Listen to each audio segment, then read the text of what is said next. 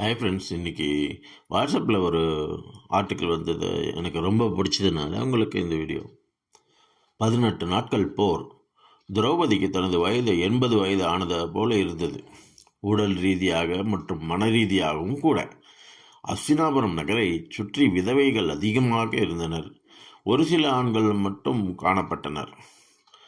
அனாதைகள் அங்கும் இங்கும் திருவதைக் கண்ட அவர்களின் அரசி திரௌபதி அஸ்தினாபுரம் அரண்மனையில் அசையாமல் வெற்றிடத்தை பார்த்து கொண்டிருந்தாள். பிறகு ஸ்ரீ கிருஷ்ணர் அறைக்குள் நுழைய திரௌபதி கிருஷ்ணரை பார்த்ததும் ஓடி வந்து அவனிடம் ஒட்டி கொண்டாள். கிருஷ்ணா அவள் தலையை தடவி கொடுக்கிறார். அவளோ அழத் தொடங்கினாள். நேரம் மெல்ல நகருகிறது. அவளிடமிருந்து விலகி பக்கத்து படுக்கையில் உட்கார்ந்த கிருஷ்ணர் கேட்டார், திரௌபதி, என்ன நடந்தது? ஒன்றும் நடக்கவில்லையே கிருஷ்ணா. விதி மிகவும் கொடூரமானது பாஞ்சாலி. நாம் நினைப்பது போல் வேலை செய்யாது. அது அதன் போக்கில் அதனுடைய செயல்களை செய்கிறது, முடிவுகளையும் மாற்றுகிறது. நீ பழிவாங்க நினைத்தாய், வெற்றி பெற்றாய் திரௌபதி. உன் பழிவாங்கல் முடிந்தது. துரியோதனும் துச்சாதனும் மட்டுமல்ல, கௌரவர்கள் அனைவரும் அடைந்துவிட்டனர். நீ மகிழ்ச்சியாக இருக்க வேண்டும். சகோதரா, என் காயங்களை ஆற்ற வந்தீர்களா அல்லது அதன் மீது உப்பு தூவ வந்தீர்களா? இல்லை திரௌபதி, உண்மை நிலையை உனக்கு உணர்த்தவே வந்தேன்.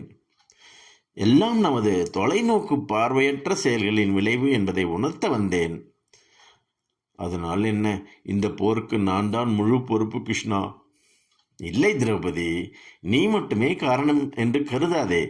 ஆனால் உன் செயல்களில் நீ கொஞ்சம் தொலைநோக்கு பார்வை கொண்டிருப்பானால் நீ இவ்வளவு துன்பங்களை அனுபவித்திருக்க மாட்டாய். நான் என்ன செய்திருக்க முடியும் கிருஷ்ணா? நீ நிறையவே செய்திருக்க முடியும். உனது சுயமரம் நடந்தபோது கர்ணனை அப்படி அவமானப்படுத்தாமல் போட்டியில் கலந்து கொள்ள அவருக்கு வாய்ப்பளித்திருந்தால் ஒருவேளை முடிவு மாறி இருக்கலாம். அதற்கு பிறகு குந்தி உன்னை 5 கணவர்களுக்கு மனைவியாகும்படி கட்டளையிட்டதை அப்போது ஏற்றுக்கொள்ளாதிருந்தாலும் முடிவு வேறு மாதிரி இருந்திருக்கலாம். அதற்கு பிறகு உன் அரண்மனையில் துரியோதனனை அவமானப்படுத்தினாய். பார்வையற்றவரின் மகன்கள் குருடர்கள் என்று. அவ்வாறு நீ சொல்லாமல் இருந்தால் நீ மானபக்கப்பட்டிருக்க மாட்டாய். அப்போதும் ஒருவேளை சூழ்நிலைகள் வேறு மதமாக இருந்திருக்கக்கூடும். நம் வார்த்தைகள் கூட விளைவுகளுக்கு பொறுப்பு திரௌபதி. நீ பேசுவதற்கு முன் ஒவ்வொரு வார்த்தையும் எடை போடுவது மிகவும் முக்கியமானது. இல்லையெனில் அதன் தீய விளைவுகள் உன்னை மட்டுமல்ல, உனது சுற்றுப்புறத்தையும் மகிழ்ச்சியற்றதாக ஆக்கிவிடும்.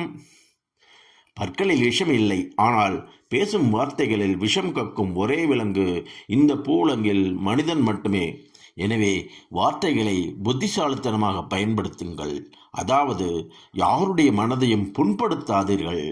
ஏனென்றால் மகாபாரதம் நமக்குள் மறைந்திருக்கிறது.